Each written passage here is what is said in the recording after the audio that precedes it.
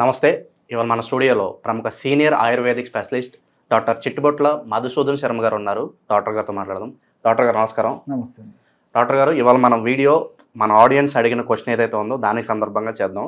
మనం ఏం తిన్నా కూడా జీర్ణం అవ్వాలి, డైజెస్ట్ అయితేనే మనం చాలా హెల్తీగా ఉంటాం. మోషన్ అవ్వక చాలామంది ఇబ్బంది పడుతూ ఉంటారు, కడుపు పట్టేసినట్టు ఉండిద్ది. సో మన ప్రేక్షకులు కూడా కొంతమంది అడిగారు, సార్ ఏం తిన్నా సరిగ్గా డైజెస్ట్ అవ్వట్లేదు సార్, మోషన్ సరిగ్గా అవ్వట్లేదు, చాలా ఇబ్బంది పడుతున్నాం. సో మరి దీనికి సంబంధించి ఆయుర్వేదిక్ వైద్య విధానంలో ఏదన్నా హోమ్ రెమెడీ ఉంటే తెలియజేయండి అని చెప్పి చాలా వరకు కామెంట్స్ వచ్చాయి మనం గతం చేసిన వీడియోస్కి.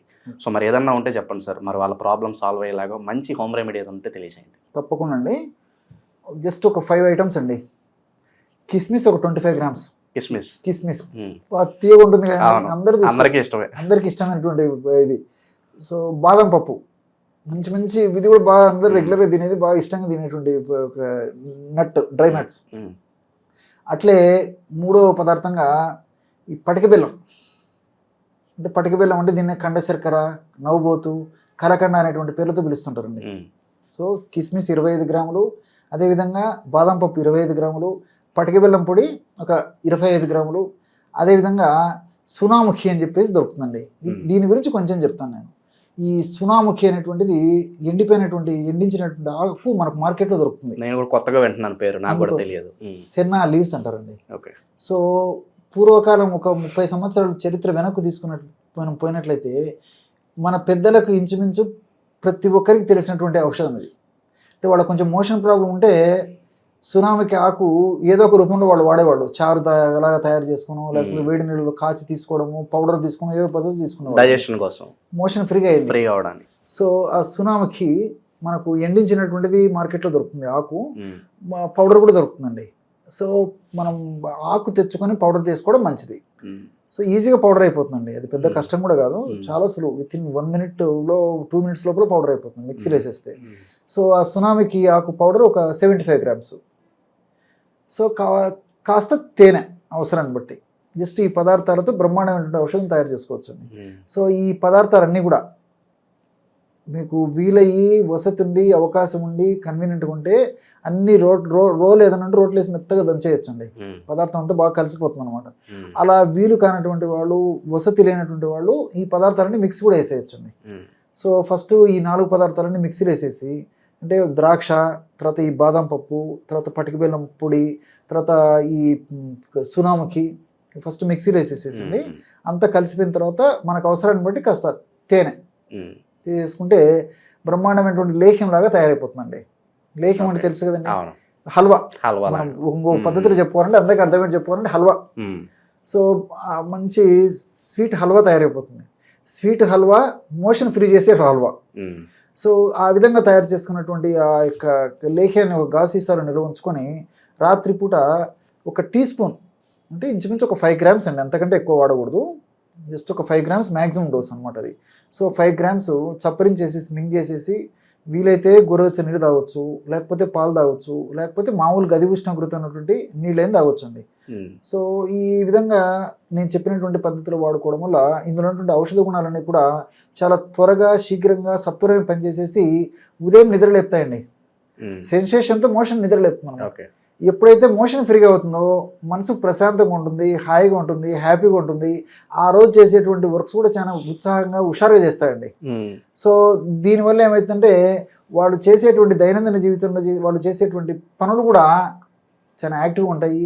ఇంకొకటి ఏంటంటే ఎప్పుడైతే మోషన్ ఫ్రీగా అవుతుంది, మోషన్ ఫ్రీగా కాకపోతే కోపము, చికాకు, విసుగు ఇలాంటివన్నీ ఉంటాయండి. అది అవ్వకపోతే మన ఫేస్ లోనే రిఫ్లెక్ట్ అయిపోతూ ఉంటుంది. మనకి అక్కడ ఏం చిరాగ్గా ఉంటాం, చాలా విసుగెత్తిపోతూ ఉంటాం, ఏం చేయాలనిపిస్తుంది. Exactly, face is the index of the mind అంటారు కదండి. సో ఎప్పుడైతే పొద్దున్నే మోషన్ అయిపోతుందో ఏమండి, సో హెల్త్గా ఉండేదానికి అదొక గుర్తు అనమాట. డాక్టర్ గారు, ఇక్కడ ఫ్రీ మోషన్ అవ్వడం ఎంత ఇంపార్టెంటో టైం కావడం కూడా అంతే ఇంపార్టెంట్. చాలా మందికి కొంచెం ఇర్రెగ్యులర్గా అవుతూ ఉంటాయి, ఒక టైము పౌడ ఉండదు. కొంతమందికి ఈవినింగ్ అవ్వచ్చు, సో ఒక ఫిక్స్డ్ టైంలో అవ్వదు. ఏంటి దీనికి కారణాలు అంటారు? అదే వీళ్ళు తీసుకునే ఆహార విధి విధానం సరిగ్గా లేకపోవడము, తర్వాత ఈ యొక్క ఎక్సర్సైజ్ సరిగ్గా లేకపోవడము, మానసిక ఒత్తిడి, ఇలాంటివి జనరల్గా సర్వసాధారణ కారణాలు ఉంటాయండి. కాబట్టి మనం ఒక పద్ధతిలో మోషన్ పోవడం అలవాటు చేసుకుంటే రెగ్యులర్గా అదే టైంలో వస్తుంటుందండి. ఎందుకంటే మన బాడీని ఏ విధంగా ట్యూనప్ చేస్తే ఆ విధంగా అలవాటు అయిపోతుంది. ఫర్ ఎగ్జాంపుల్ రాత్రిపూట రెగ్యులర్గా మీరు ఒక టయానికి పడుకోవడం అలవాటు చేసుకున్నారు అనుకోండి. ఫర్ ఎగ్జాంపుల్ 9:30, 10కి పడుకోవడం అలవాటు చేసుకున్నాను అనుకోండి. ఒక 4-5 రోజులు నిద్ర పట్టకపోయినా ఎప్పుడో 12 గంటలకు పడుకునే వాళ్ళము మనం 10ంటికి పడుకుంటే నిద్ర రాదు. సో బాడీని ఎప్పుడైతే మనం అలవాటు చేసేస్తామో, ట్యూనప్ చేసేస్తామో న్యాచురల్గా నిద్ర వచ్చేస్తుంది. అదేవిధంగా ఈ మోషన్ కూడా కొన్నాళ్ల పాటు ఈ పద్ధతిలో అలవాటు అయిపోతే కాల విరేచనం ఆరోగ్యకరణం శ్రేష్టం అని మన మహర్షులు చెప్పినట్లు మోషన్ స్పాంటేనియస్గా మార్నింగ్ మనకు నిద్ర లేపి మోషన్ అయిపోతుంది. సో ఈ యొక్క మెడిసిన్ కూడా అండి అవసరాన్ని బట్టి కొన్నాళ్ళ పాటు వాడేసి ఆపేసి కొన్ని జాగ్రత్తలు తీసుకోవాలండి. అంతేగాని మందుల మీదనే ఆధారపడకుండా కొన్ని జాగ్రత్తలు తీసుకుంటే ఈ మందుల ప్రభావము మన దేహంలో ఉంటూ పనిచేస్తుంటుంది. జాగ్రత్తలు తీసుకోవడం వల్ల మందు అవసరం కూడా ఉండదండి, ఆ మెడిసిన్ అవసరం ఉండదు. సో ఈ ఎలాంటి జాగ్రత్తలు తీసుకోవాలంటే ఆహారంలో ఫైబర్ ఫుడ్ బాగా తీసుకోవాలి. పీచు పదార్థాలు అంటే వెజిటబుల్స్, తర్వాత ఆకుకూరలు, తర్వాత కూరగాయలు, పళ్ళు, డ్రై నట్స్, డ్రై ఫ్రూట్స్ ఇలాంటివి బాగా తీసుకోవాలండి. తర్వాత ఈ జంక్ ఫుడ్, ఫాస్ట్ ఫుడ్స్ ఇలాంటివన్నీ ఎప్పుడో ఒకసారి తీసుకోవచ్చు కానీ బాగా అవాయిడ్ చేయాలి. సో ముఖ్యంగా చేయాల్సినటువంటివి. రెండోది ఏంటంటే మోషన్ వచ్చినా రాకపోయినా టయానికి పోయేసి కూర్చొని రావడం మంచిదండి. అంతే చెప్పేసి మోషన్ ఏదో కొద్దిగా వస్తుందో లేకపోతే బలవంతం గట్టిగా ముక్కి కూర్చోవడము, మురిగి కూర్చోవడం అట్లా చేయకూడదండి. రోజు ఒక టయానికి పోయేసి మోషన్, ఇప్పుడు ఫర్ ఎగ్జాంపుల్ ఈ మెడిసిన్ వాడారు, మోషన్ రావడం స్టార్ట్ అవుతుంది, టయానికి మోషన్ వచ్చేటువంటి పరిస్థితి ఏర్పడినప్పుడు తర్వాత కూడా రెగ్యులర్గా అదే టయానికి మోషన్కి వెళ్ళి కూర్చుని ఉండాలండి. సో బాడీని ఏ విధంగా ట్యూనప్ చేసేసి ఆ విధంగా మోషన్కి వెళ్ళి కూర్చున్న తర్వాత కూడా ఏదో సెల్ ఫోన్ చూస్తున్నాం, పేపర్ చదువుతున్నాం, ఫోన్లో ఎవరితోనో మాట్లాడుతున్నా చేయకుండా కొంచెం కాన్సన్ట్రేషన్ ఆ ప్రక్రియ మీద కొంచెం ధ్యాస మరల్చి మోషన్ మీద దృష్టి పెట్టేసి మోషన్ అయ్యేటట్టు చూసుకోవాలన్నమాట. అంతేగాని ముక్కడము, మూరగడము, ఏదో మన వాళ్ళతో ఫోన్లలో మాట్లాడము, లేకపోతే ఏదో స్మార్ట్ ఫోన్లో ఎవరు వ్యూస్ ఇలాంటివన్నీ చేయకూడదు. కనీసం ఆ మోషన్ పోయినప్పుడన్నా మనసు ప్రశాంతంగా ఉంచుకొని ఆ ప్రక్రియ మీద ఏకాగ్రత పెట్టుకొని మోషన్ అయ్యేటట్టు చూసుకోవాలి. అలా చేస్తే ఇదే. డాక్టర్ గారు, కొన్ని సందర్భాల్లో మనకి బ్లడ్ వస్తూ ఉంటుంది కొంతమందికి, అది కేవలం బాడీలో ఉన్న హీట్ వల్లే అంటారు, లేదంటే వేరే కారణాలు ఏమైనా ఉండొచ్చు అంటారు? మోషన్లో బ్లడ్ రావడం అనేది అనేక రకాల కారణాలు ఉన్నాయండి. సర్వసాధారణంగా మోషన్లో వచ్చేటువంటి బ్లడ్ ఎర్రగా పడితే జనరల్గా అంటే రెడ్గా రక్తం రంగులు ఉంటే ప్రాబ్లం ఉండదు. ఒక్కోసారి నల్లగా అయిపోతుంటుందండి. నల్లగా పడినప్పుడు మాత్రం ఏమాత్రం ఏమరపాటు కూడా పనికిరాదండి. వెంటనే వైద్య నిపుణులను సంప్రదించడం చాలా చాలా మంచిది. కాబట్టి వేడి వల్ల కొద్ది శాతం కొంతమందిలో కలిగేటువంటి పరిస్థితి ఉంటుంది. వీటికన్నిటికీ ఏంటంటే మలబద్ధకం కారణం అండి. సో వివిధ రకాల కారణాలు ఇస్తే ఆ లోపల మోషన్ గట్టిపడడం వల్ల, అలాంటి మోషన్ గట్టిపడినప్పుడు మోషన్ సెన్సేషన్ వచ్చి మనం మోషన్కి వెళ్ళినప్పుడు ముక్కే పరిస్థితి ఏర్పడుతుంది అనమాట. ఎప్పుడైతే ముక్కుతామో ముక్కి కూర్చున్నప్పుడు ఏమంటే ఆ సున్నితమైన రక్తనాళాలు చిట్లిపోతాయండి. చిట్లిపోయినప్పుడు రక్తం పడుతుంటుంది. కాబట్టి జనరల్గా మోషన్ ఫ్రీగా అవుతుంటే ఇలాంటి రక్తం పడడం అనేటువంటి సమస్య ఉండదండి. మన పూపు ఏదైతే ఉందో దాన్ని బట్టి కూడా మన ఆరోగ్య స్థితి ఎలా ఉందో తెలుసుకోవచ్చు అని చాలా మంది అంటూ ఉంటారు. ఇది వాస్తవేనా? అంతే కదండి, దాన్ని బట్టి మన ఆరోగ్య స్థితి కూడా తెలుసుకోవచ్చు అండి.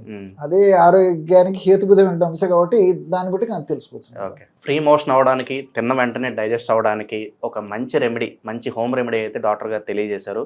కేవలం ఈ సమస్యనే కాదు, మీకు ఏ సమస్య ఉన్నా కూడా మీరు డాక్టర్ గారిని సంప్రదించవచ్చు. అలాగే మీకు ఎలాంటి సమస్యలు ఉన్నాయో కింద మాకు కామెంట్ రూపంలో తెలియజేయండి. దాని మీద ఖచ్చితంగా ఒక వీడియో మళ్ళీ నెక్స్ట్ సెషన్లో డాక్టర్ గారితో మేము చేస్తాం. నమస్కారం.